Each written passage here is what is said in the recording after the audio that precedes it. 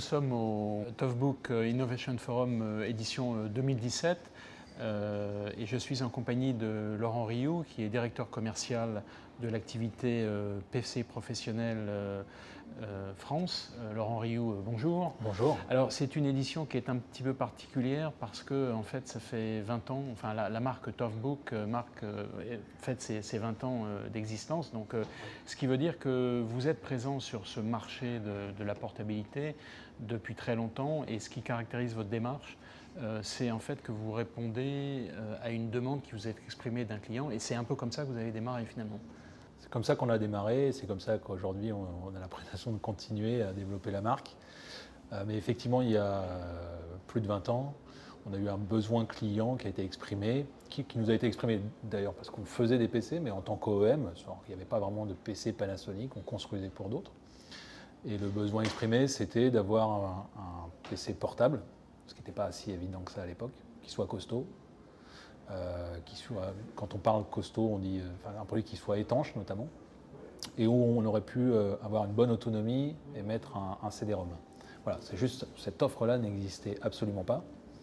On a conçu ce produit parce qu'il y avait des gros enjeux économiques, il y avait beaucoup de volume derrière pour British Gas. Et en concevant ce produit qui s'appelait le CF25, finalement on a lancé une marque qui s'appelle Toughbook, donc qui est la partie des PC Pro de Panasonic. Et vous avez commencé votre activité sur le marché des tablettes, alors même que le mot tablette n'existait pas à l'époque.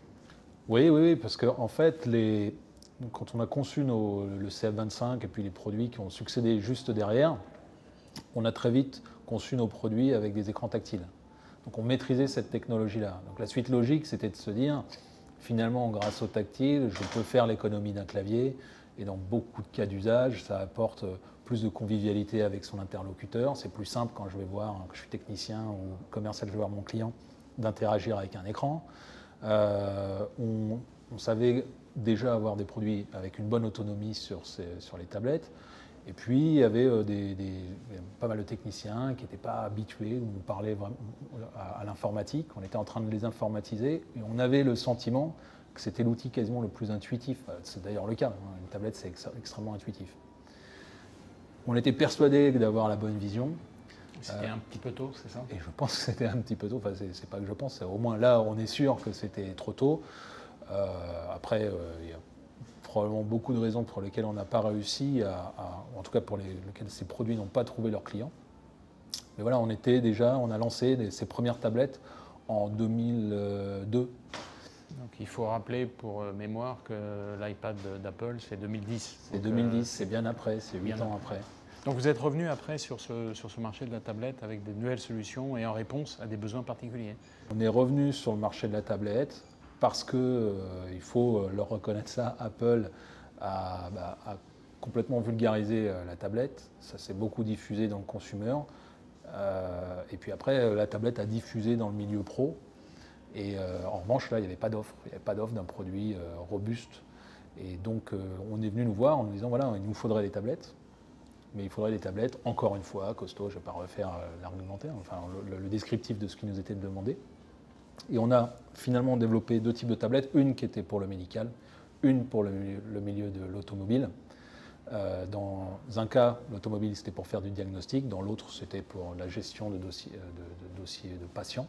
Donc on comprend assez bien que les besoins sont quand même assez différents. Ce n'est pas les mêmes milieux. Complètement différents. Dans les deux cas, nous, il fallait que, d'un point de vue industriel, il y ait une logique. C'est-à-dire que ces deux clients, ça représentait des potentiels extrêmement importants qu'on a captés pour partie.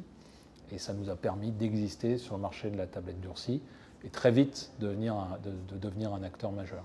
Alors finalement, aujourd'hui, quasiment tous les secteurs sont concernés par ce type de produit ou même de solution, on pourrait dire. Oui, aujourd'hui, le marché de la mobilité est partout. Enfin, tout le monde a besoin de produits mobiles. Et qui dit mobilité, vous pouvez aller vers des PC portables ou vers des tablettes. On a vraiment le choix. Ce qu'on constate, nous, actuellement, c'est qu'il y a surtout un entre-deux. Vous pouvez avoir besoin de votre tablette quand vous êtes à l'extérieur. En revanche, vous pouvez avoir un travail rédactionnel à faire, ne serait-ce que répondre à des mails, et donc vous allez avoir besoin d'un clavier. Donc nous, actuellement, encore une fois, parce que c'est dicté par les clients, il y a une vraie demande, on investit beaucoup sur des 2 en 1, c'est-à-dire un produit où vous allez avoir un clavier et vous allez pouvoir détacher la tablette. Et alors, donc vous apportez au matériel de base, vous apportez des caractéristiques particulières pour répondre à ce marché. Donc, quelles sont ces caractéristiques en gros? Il y en a un certain nombre Il y en a un qui certain identifient nombre. bien le produit. Moi, j'ai pour habitude d'en nommer 4, parce que ça se comprend, on comprend vite pourquoi. Quand vous êtes sur le terrain, évidemment, si vous travaillez à l'extérieur, il faut un produit robuste parce qu'il peut tomber, parce que vous travaillez, c'est un peu précaire votre environnement de travail. Robuste aussi parce que simplement il peut pleuvoir, voilà, et qu'un produit standard il n'est pas conçu pour ça. Quand vous êtes à l'extérieur aussi, s'il se met à faire très beau, il faut que vous puissiez voir votre... On a tous eu l'expérience sur nos téléphones portables de ne pas pouvoir lire ce que vous avez à l'écran. Nos produits sont conçus pour bien fonctionner même quand il y a une forte luminosité. Ensuite, il faut qu'il y ait une forte autonomie parce que vous êtes un bureau mobile, vous vous déplacez, vous n'avez pas nécessairement la possibilité de charger votre PC, donc il faut vous puissiez faire toute une journée de travail. Et le problème, quand vous cumulez ces 3 caractéristiques-là, c'est qu'il faut quand même que vous mainteniez un poids qui soit acceptable. Et c'est là que ce 4e critère, on le travaille depuis des années, on a travaillé très très tôt sur les technologies d'alliage de magnésium, enfin c'est assez rébarbatif, toujours est-il qu'on a une vraie maîtrise de ces 4 technologies-là et finalement du bon compromis, c'est-à-dire faire un produit que vous pouvez facilement utiliser à l'extérieur, qui sera tout le temps disponible, avec un poids qui soit raisonnable. Vous avez parlé d'autonomie, donc ça veut dire que vous aussi vous êtes fabricant de batteries vous-même ou vous prenez des batteries du marché? Alors, la marque Toughbook en soi ne fait pas de batterie, mais Panasonic, notre groupe, fait des batteries. D'accord, donc ça... Panasonic fait à peu près de tout. Et donc nous, on a cette chance d'avoir cette ressource technologique vraiment, vraiment impressionnante pour pouvoir concevoir des produits à partir d'une feuille blanche. Et puis donc pouvoir aller piocher les ressources en interne dans le groupe pour avoir un produit, notamment quand on parle d'autonomie, avec des batteries spécifiques à nos produits. D'accord. Alors donc ça c'est pour l'aspect matériel, mais s'il faut proposer un produit qui soit complet, donc ça veut dire à la fois du logiciel et des applications, donc ça veut dire que ça c'est des choses que vous ne faites pas vous-même, vous faites appel à des partenaires, donc il y en a un certain nombre ici d'ailleurs, donc comment ça fonctionne ça? Ça fonctionne simplement parce que, encore une fois, les clients aujourd'hui, le PC, la tablette, c'est une brique dans une solution globale de mobilité. Quand on a un PC, qu'on est à l'extérieur, mais il faut quand même communiquer. Donc il faut avoir des outils. Aujourd'hui, il y a des solutions qui vous permettent notamment d'accélérer et de sécuriser la transmission des données. Quand vous avez beaucoup d'outils à l'extérieur, vous avez un parc à gérer. Il y a aujourd'hui des solutions soft qui vous permettent de faire de la gestion de votre parc. On parle beaucoup de MDM, nous on travaille avec SOTI notamment. Et puis voilà, et puis il peut même y avoir aujourd'hui, vous pouvez faire de la gestion proactive, enfin, du diagnostic proactif. Et là encore, notre vision, c'est de pouvoir mettre à disposition, d'offrir cette possibilité-là à nos clients, sans qu'ils aient à aller à solliciter plusieurs fournisseurs. Il faut qu'on soit une porte d'entrée qui puisse répondre à l'ensemble de ses besoins. Sachant que pour ce qui est de l'applicatif métier, c'est du ressort du client. Oui, là quand même, l'applicatif métier, non, là il faudrait qu'on crée une société de développement qui puisse travailler. Non, on n'a pas cette offre-là aujourd'hui. Vous n'avez pas de solution conjointe avec des partenaires, là c'est ça, donc c'est le client qui fait ça lui-même. Ça ne nous empêche pas d'avoir une expertise et de comprendre exactement son applicatif, mais effectivement on le développe. Donc avoir la meilleure interface possible pour soutenir cet applicatif sur le produit.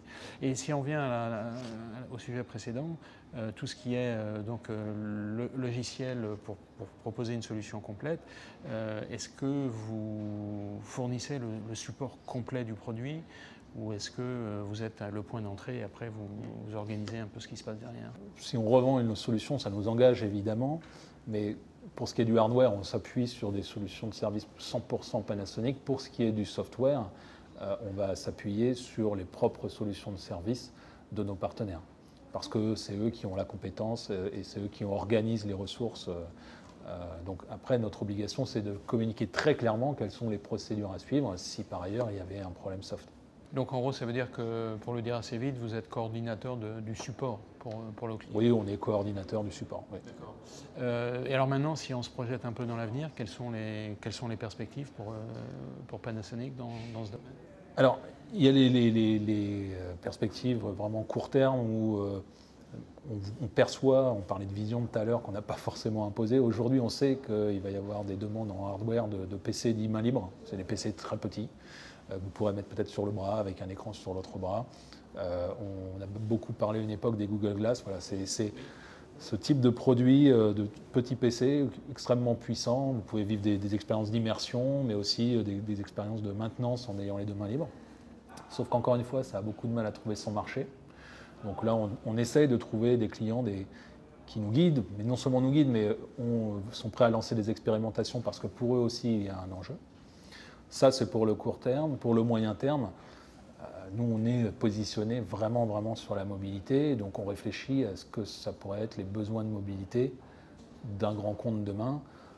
On pense souvent au bureau mobile. Le bureau mobile, ça peut être un véhicule. Donc, aujourd'hui, on essaye de voir un bureau mobile, un véhicule, comment ça doit être équipé, comment ça doit être sécurisé, comment on doit sécuriser les données, mais aussi comment on assure ce véhicule. Peut-être demain, quelles sont les formes de financement qui intéresseraient nos partenaires.